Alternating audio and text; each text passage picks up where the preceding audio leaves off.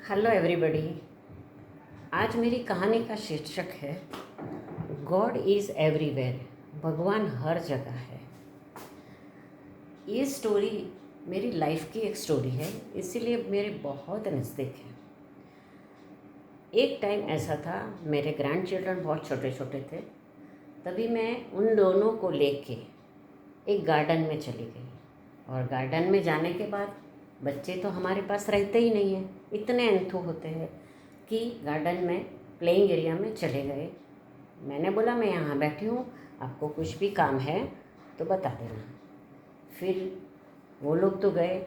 मैंने एक गार्डन में एक सीट पकड़ ली और मैं सब पूरा गार्डन ऑब्जर्व कर रही थी कि कौन कैसा बिहेव करता है, कौन सा बच्चा फास्ट रन करता है, कितना एंथो है, कौन बच्चा डर रहा है, किसके पेरेंट्स होते हुए भी ध्यान नहीं देते हैं, किसके साथ ग्रैंड पेरेंट्स आए हैं वो क्या करते हैं।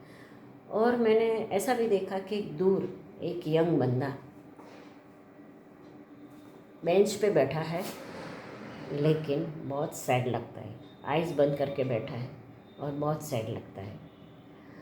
अभी दूसरा कॉर्नर में मैंने देखा तो एक कपल मैट पे बैठे हैं with 2 children and father mother, और वो थोड़ा बहुत कुछ खाना खा रहे थे, हंसी मजाक कर रहे थे, बैठे थे। दूर से एक बंदा अपने शोल्डर पे बच्चे को बिठा के पूरा गार्डन घुमा रहा था, बच्चे को बता रहा था। बाद में एक यंग कपल हाथ में हाथ पकड़ के एक दूसरे को लव जताते हुए हंसी मजाक करते करते आ रहे थे।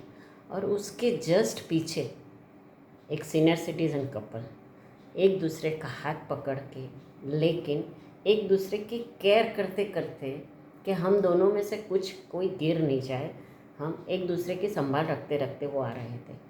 तो आप देखो कि सराउंडिंग गार्डन में सब अपनी अपनी तरह एंजॉय कर रहे थे। छोटे छोटे बच्चे बॉल खेल रहे थे, कोई पकड़ दाव खेल रहे थे, तो सब अपनी अपनी जगह के एंजॉय कर रहे थे और सब अपने माइंड से अपना सेटिस्फेक्शन के लिए गार्डन में आए थे। इसी में थोड़ी देर के बाद मैंने देखा कि गार्डन के मेन गेट से एक बंदा यंग, एकदम टॉप ड्रेसिंग, टॉप शूज़, ग्लेव्स, और उसकी चाल में बहुत कॉन्फिडेंस वैसे आया।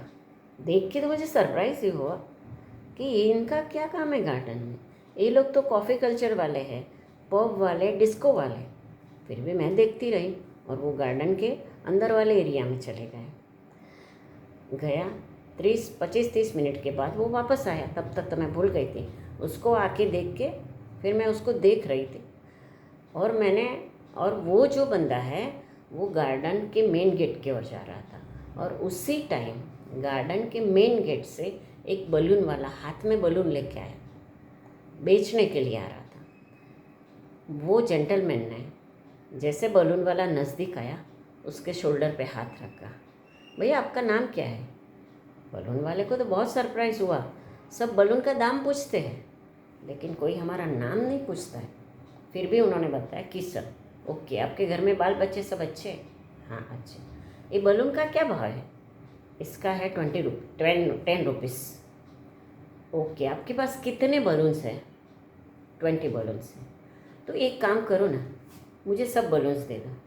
अरे भैया, आपके वहाँ बर्थडे होगी तो मैं कल आपको देने आ जाऊँगा, अभी अभी से मत लो। नहीं नहीं, मेरे वहाँ बर्थडे नहीं है, लेकिन मुझे बलून चाहिए।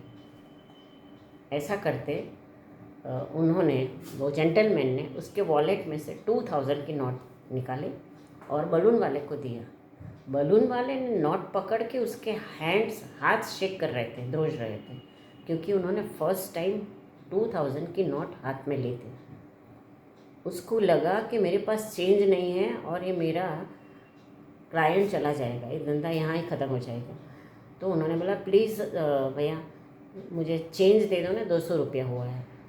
उन्होंने बोला कि मेरे पास चेंज नहीं है। तो बलून वाले ने बोला मेरे पास भी नहीं है, प्लीज़ आप 200 रुपीज़ मुझे दे दो, मुझे तो ही मैं आपको वापस, नहीं 2000 की नोट होगी तो मैं आपको वापस नहीं दे पाऊँगा।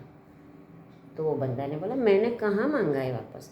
अरे आपने नहीं मांगा है, मुझे देना पड़ेगा ना। तो नहीं, आपको ये 2000 की नोट रखना है और ये आपके लिए ही स्पेशली गॉड ने भेजा है। वो तो बलून वाला तो बातें सुनते सुनते ही परेशान हो गया कि ये क्या बात कर रहा है। तो उन्होंने बोला कि मैं सच बताता हूँ कि मैं अंदर जाके भी बहुत सारे ऐसे लोगों को दिया है जिनका भगवान ने जिक्र किया था। मुझे किसी का नाम नहीं पता था, मैं डायरेक्ट ही वो बंदे को देख के उसके पास पहुँच गया और दे दिया था। तो आप उसमें से एक है और आप लास्ट वन हैं। अभी आप क्या करो, मुझे 20 बलून्स दे दो। वो जेंटलमैन ने उसके पास से 20 बलून्स लिए और गार्डन में जितने छोटे छोटे बच्चे थे, एकदम छोटे बच्चे थे, उसको दे दिया और बलून वाले को गुड लक करके चला गया। वो गया, लेकिन ये जो बलून वाला है उसकी आइज़ में से आंसू आ रहा था, आँख में से आंसू आ रहा था। वो अपने आप को कंट्रोल नहीं कर पाता। क्यों? क्योंकि उन्हें पहली बार नोट पकड़ी है और उसको पता नहीं है कि वो कैसे उसको उससे कुछ खर्च करेगा। तो ऐसे थोड़ी टाइम के लिए वो खड़ा रहा, हाथ में नोट और हाथ शेक कर रहे थे। बाद में अपने आप को कंट्रोल किया उन्होंने। कंट्रोल करने के बाद नोट उन्होंने पॉकेट में रखा और धीरे धीरे करके गार्डन के बाहर निकल गया। ये जो सीन हो रहा था ना, उसके सामने ही मैं दूर बैठी थी। मैं सब देख भी रही थी और सुन भी रही थी और इन दोनों को देख के मेरी आँख भी निम्न हो गई। तो इसके पीछे ये स्टोरी का जो हार्द है, लेसन है कि जब अभी परेशान हो जाते हैं कि भगवान हमारे ऊपर क्यों इतनी परेशानी डालते रहते हैं, हमको सुकून नहीं कि देते हैं, क्योंकि सबको अलग अलग परेशानी होती है। लेकिन गॉड सबको देखता है, लेकिन वो पहुंच नहीं पाता है।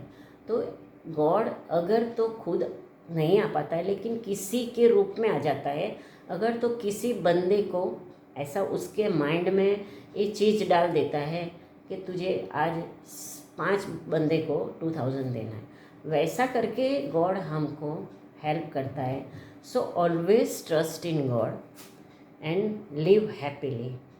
एंड आप जो मेरे साथ ये स्टोरी में एंड तक जुड़े रहे, उसी लिए मैं आपका खूब खूब धन्यवाद देती हूँ। Thank you.